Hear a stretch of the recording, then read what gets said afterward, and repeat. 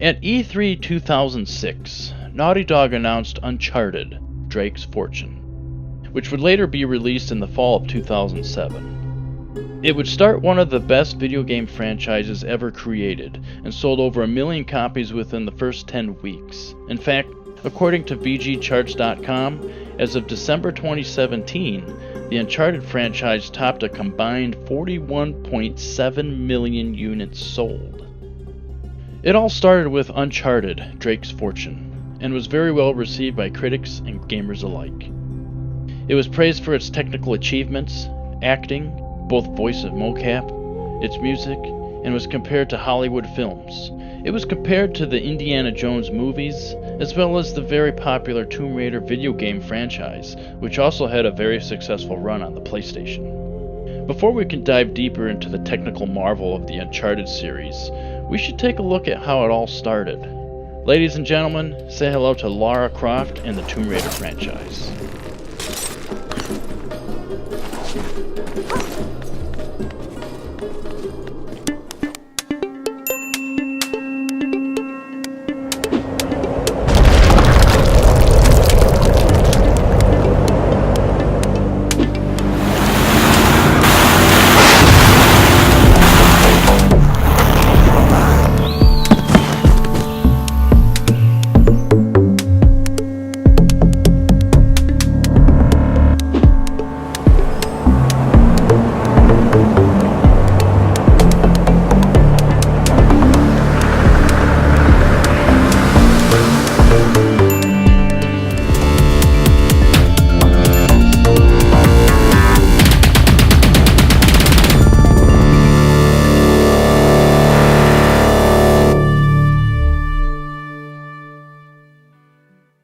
Tomb Raider has quite the history.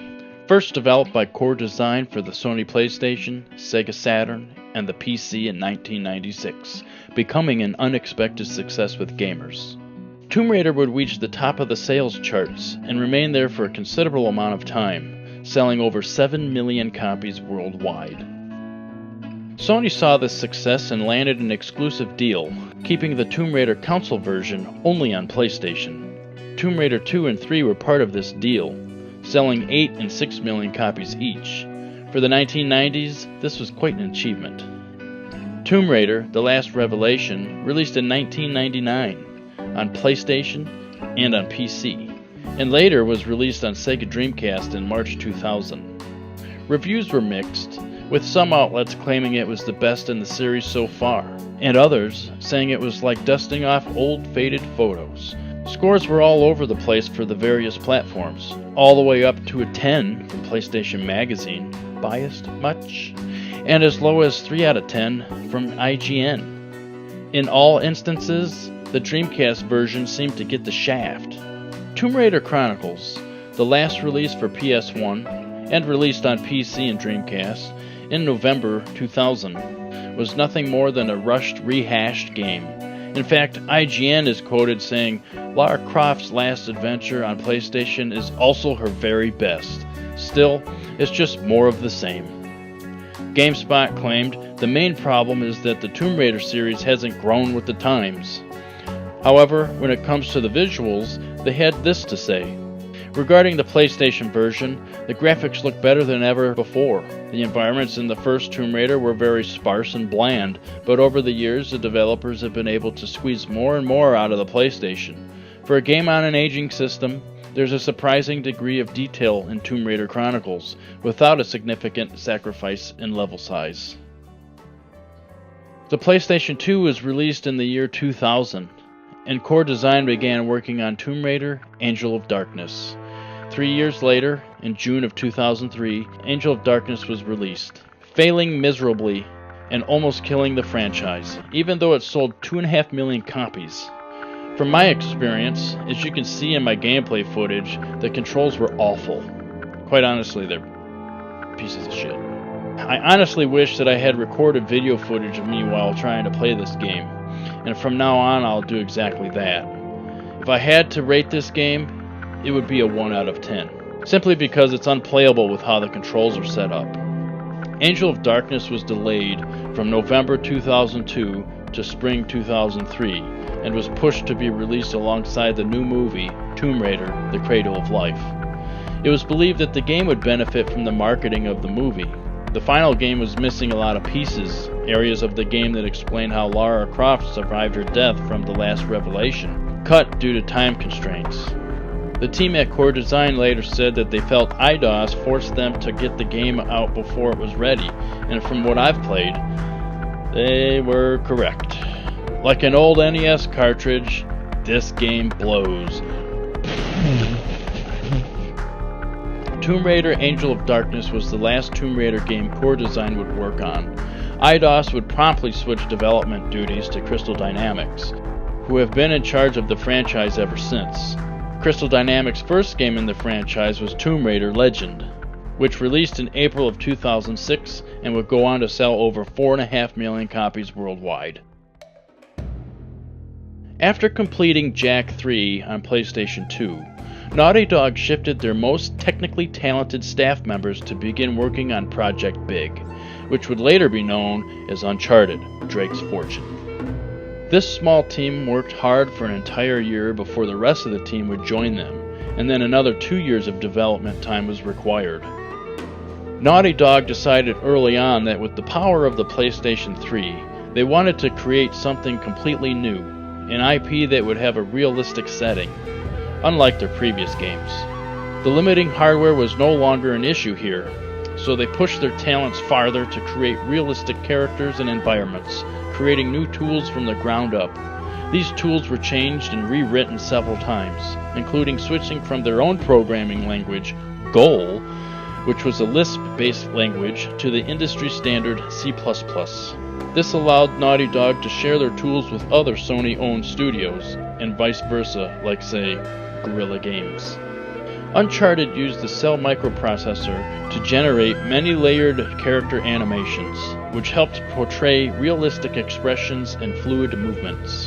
The PS3's GPU, the RSX Reality Synthesizer, handled the various lighting models, pixel shaders, dynamic real-time shadows, and the advanced water simulations.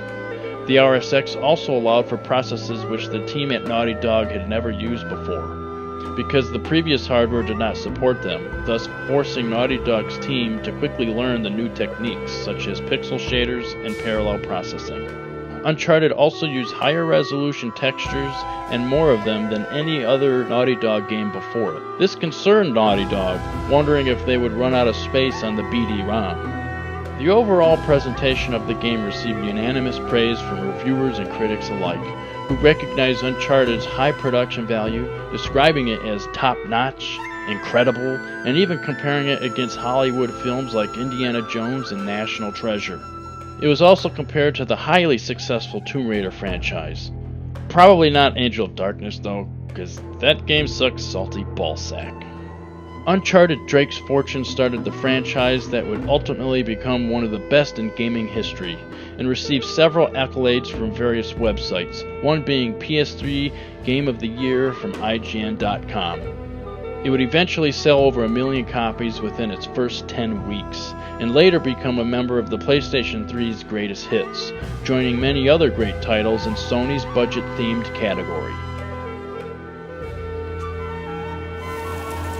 Uncharted 2 was first revealed in December of 2008 by Game Informer, with the first teaser trailer showing a wearied, wounded Drake marching through a snowstorm, approaching a furba that was half buried in the snow. This would later take place within the game and was said to have run real-time in-engine on the PlayStation 3. The second teaser was released not long after, showing a severely wounded Drake stuck in the remains of a wrecked train car hanging over a cliff. The game's story would ultimately start in this scene, and become one of my all-time favorite openings for any media. Development for Uncharted 2 was 22 months long, with 6 of them for pre-production. Naughty Dog perfected their motion capture, or mocap for short, and refined their Naughty engine. Uncharted: Drake's Fortune was said to use about 30% of the PS3's power, whereas Uncharted 2 would use anywhere from 90 to 100%. However, it is said that the code was not 100% optimized. Evan Wells was quoted saying, "Now it's at least busy 100% of the time, but it's still not fully optimized code. I mean, in order to get to that 100%, it was more about making sure the pipeline was filled, and we weren't running into one of the processors becoming idle because there wasn't a job ready for it.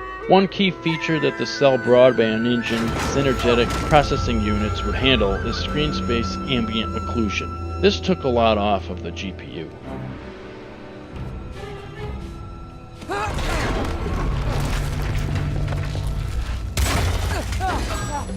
Uncharted 3 was officially announced at the 2010 Spike Video Game Awards on December 11th, 2010, and for a couple of weeks after, more and more trailers and teasers were released. Gamers worldwide saw the incredible desert sands of Arabia, showing just how far Naughty Dog had come with their graphics engine.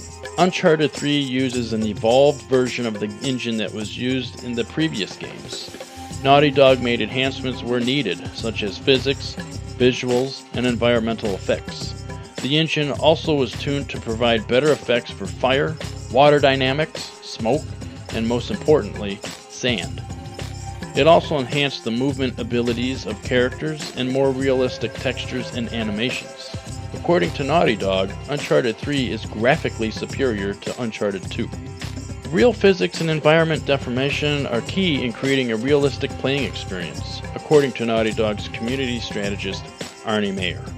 Game director Justin Richmond said that Uncharted 3 pushed the PS3's graphical capabilities to its limits, but Uncharted 3 doesn't manage the same graphical advance seen between the first two games because the PlayStation 3 simply can't handle it.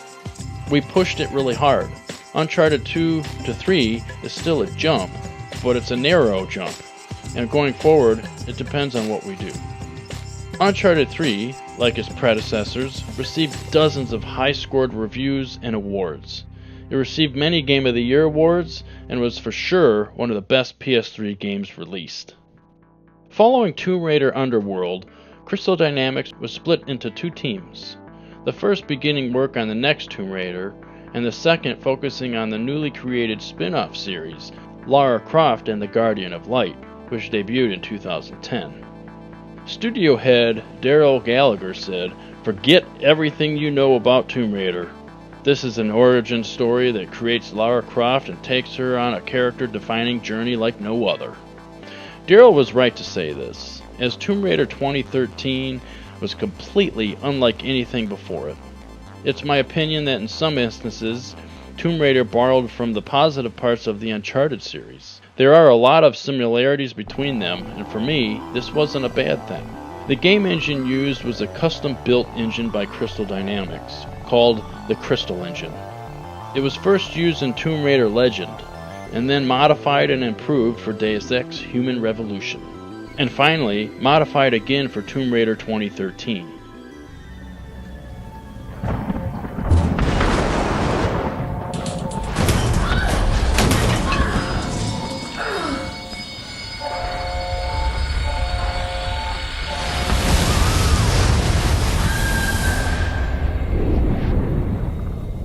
In our darkest moments,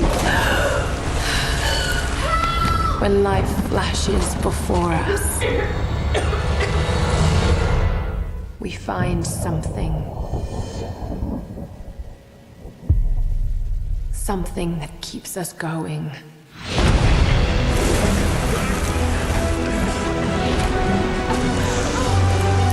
Something that pushes us.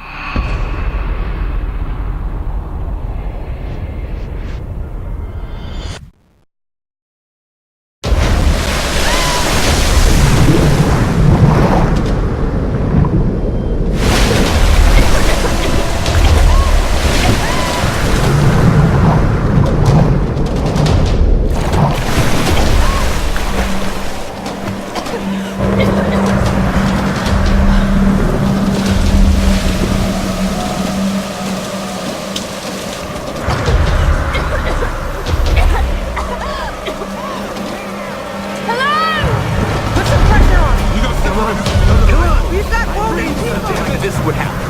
Come on, Doctor! Where the Help us out here! No sign of Rocky Lara. Jonah! I'm here!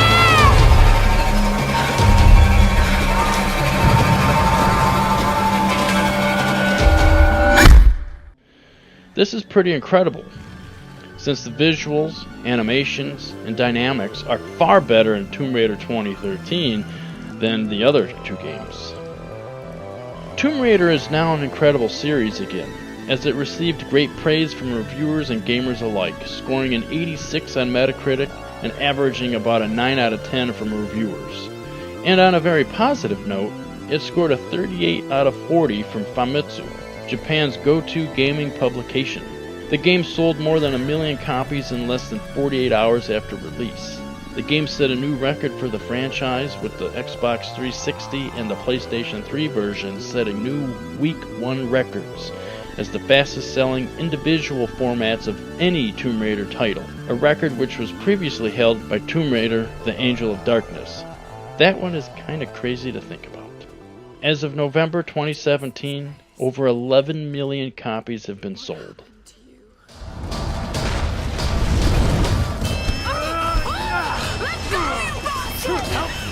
Help you!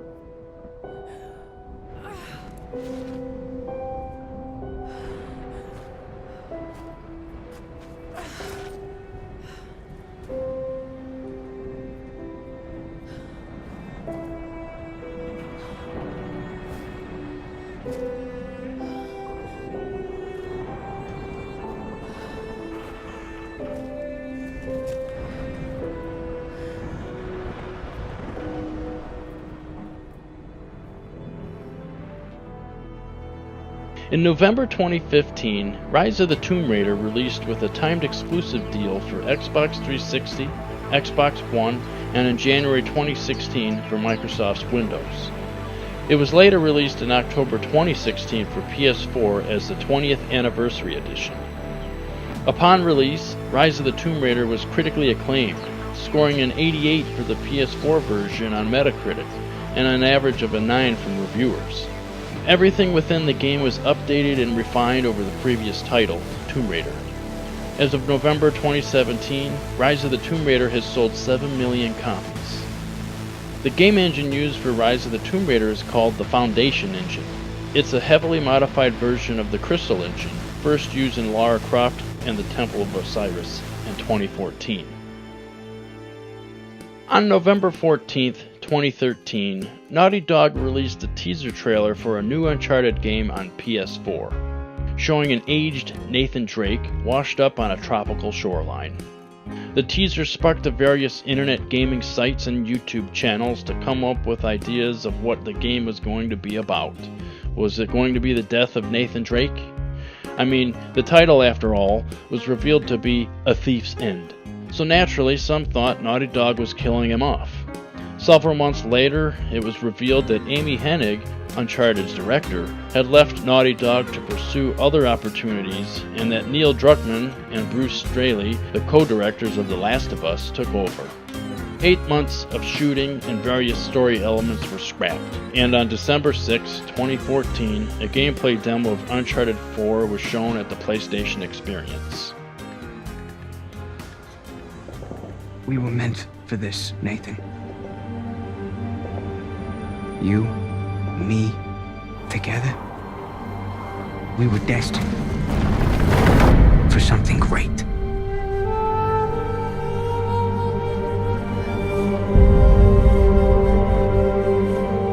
For those who prove worthy, paradise awaits. Took a long time for him to get out of this game. He's meant for this life. Oh crap! Last I checked, we're all a bunch of thieves, digging around where we shouldn't. Shame we're not on the same side. I am a man of fortune, and I must seek my fortune.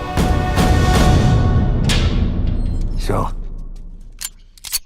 are you ready to seek your fortune? Hang on, Nathan! Where is the artifact? Heads up! I made a promise that I was done with this life. How long have we been chasing this thing? Long time. Real long time. Just you and me. No offense to these guys, but they don't get it. If you're done lying to me, then you should stop lying to yourself. The biggest pirate treasure of all time is within our grasp. Look, Nate, I'm gonna make you a one-time offer. Drop everything. Go home. Live your life. Or we can just end it right here. There's gotta be another way. I need you on this one.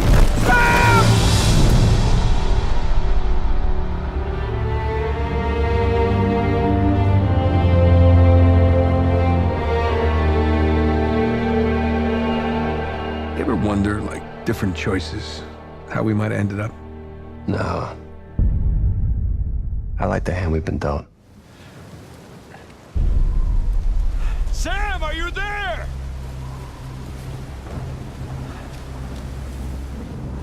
Uncharted 4: A Thief's End was one of the best games reviewed of 2016, released on May 10th and sold 2.7 million copies in its first week, becoming the fastest selling entry in the series and among the best selling PS4 games to date. And by December 21st, 2016, Uncharted 4 had sold 8.7 million copies and grossed $56 million in digital sales alone. The death of physical media is near. Long live physical media.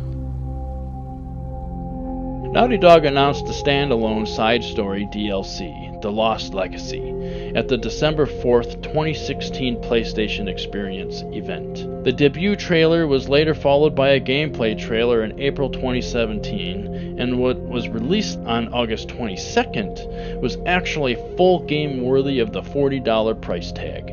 The Lost Legacy sold nearly 600,000 units within its first week, and as of this video, has sold a total of 1.73 million copies, according to VGCharts.com. Both franchises also have various mobile games, each with their own playstyle. Uncharted has a card game and Uncharted Golden Abyss. Golden Abyss was met with great praise, staying true to the Uncharted formula.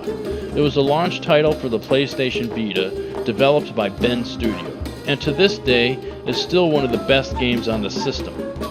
That might not be saying much though, because the Vita is pretty much dead at this point, but either way, it's a great game.